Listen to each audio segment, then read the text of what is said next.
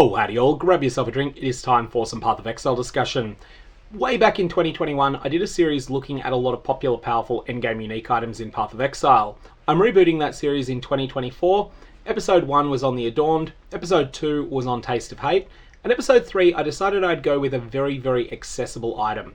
Incandescent Heart is an item you can get a 6-link version of for less than a Divine Orb at the time I'm recording this video. It's certainly not a hard item to get your hands on. It's also an item though with a very interesting history. This item was buffed into its present state way back in patch 2.6.0. However, at that point it was seen to have a very different identity to the identity it's got now.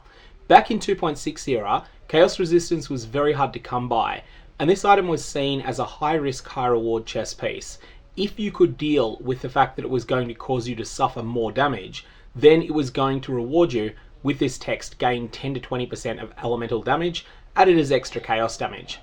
Now that text is still on the item, but it's not the central reason that people use it. These days, what used to be seen as a drawback, 25% of elemental damage from hits is taken as chaos damage, is now seen as a very big upside. This is a powerful defensive mechanic for a couple of reasons.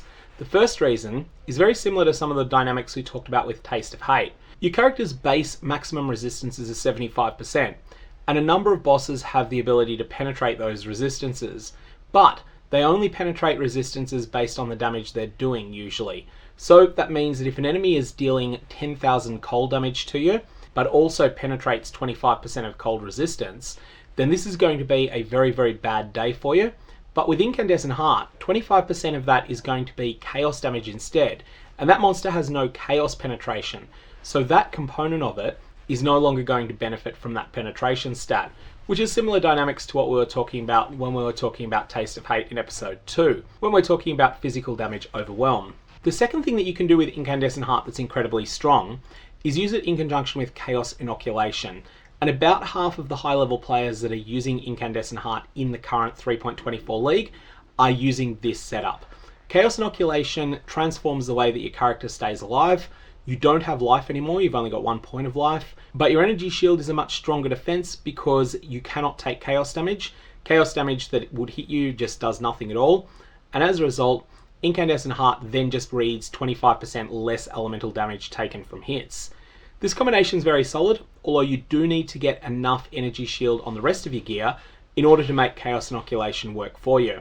There is, however, one very important clarification I need to make here, and that is that when there are multiple of these damage shifting mechanics in play, for example, if you have an active Taste of Hate, which is causing 15% of physical damage to be suffered as cold damage, and you also have Incandescent Heart's 25% of elemental damage suffered as chaos damage, the way that these interact on damage that is purely physical may be a little bit counterintuitive.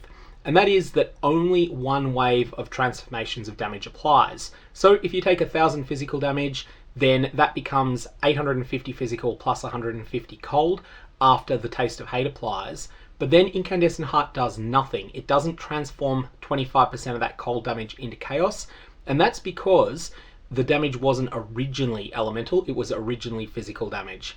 So that's something important to keep in mind that is different to the way that player-induced elemental conversion mechanics work. They work exactly the opposite way. The second thing though that you can do, and this is something that didn't exist way back in 2.6 when Incandescent Heart was buffed to its present state, is use it in conjunction with the Timeless Duel exclusive keystone Divine Flesh. Now you can get Divine Flesh on 2 different items. You can get it on the unique shield Mahokstall's Machination, although this is not often used in conjunction with Incandescent Heart. I'm really just mentioning this one for completeness. Or you can use it in conjunction with the Glorious Vanity Timeless Duels. The Glorious Vanity Timeless Duel will mention one name on it. This can be Ahuana, Doriani, or Javaqua. And if the name happens to be Javaqua, then any keystone on your passive tree that is in the radius of Glorious Vanity will be transformed into Divine Flesh instead of what it would otherwise be. Glorious Vanity will also change all of the other effects of nodes in its area, and this is usually a negative but not always, so you'll want to pay attention to where you put it.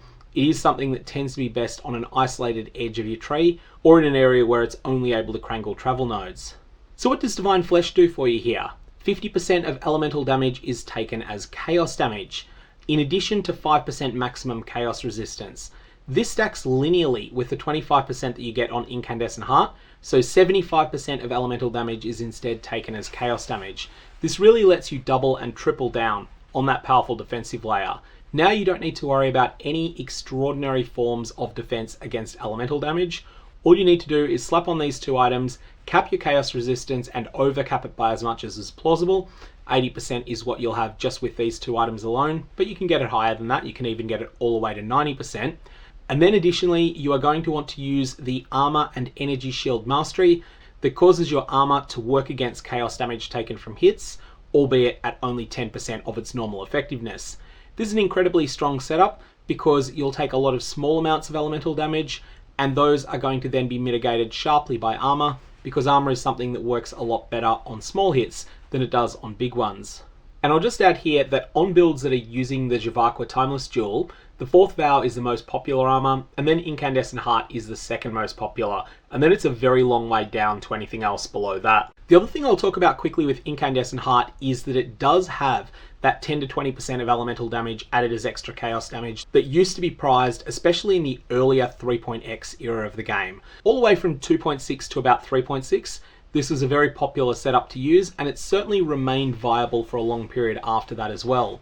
If you are concerned about this stat, you definitely want to have a 20% on it.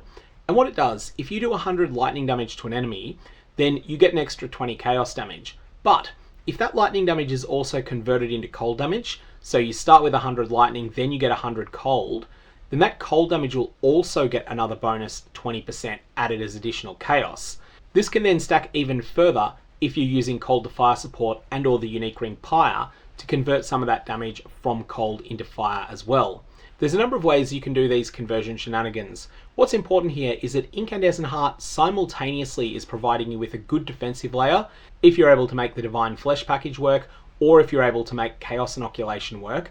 Either one, definitely not both at the same time. They do not work well together.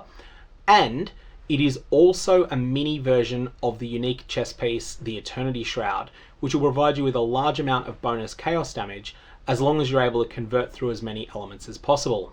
For that reason, I wanted to highlight Incandescent Heart as an item that has 3 very different types of people using it. People who are interested in converting damage, people who are interested in playing a Chaos Inoculation character, and people who are interested in playing a life-based character using Divine Flesh. Because it's so versatile, it should be on your radar, and that's the reason I wanted to highlight it in this series.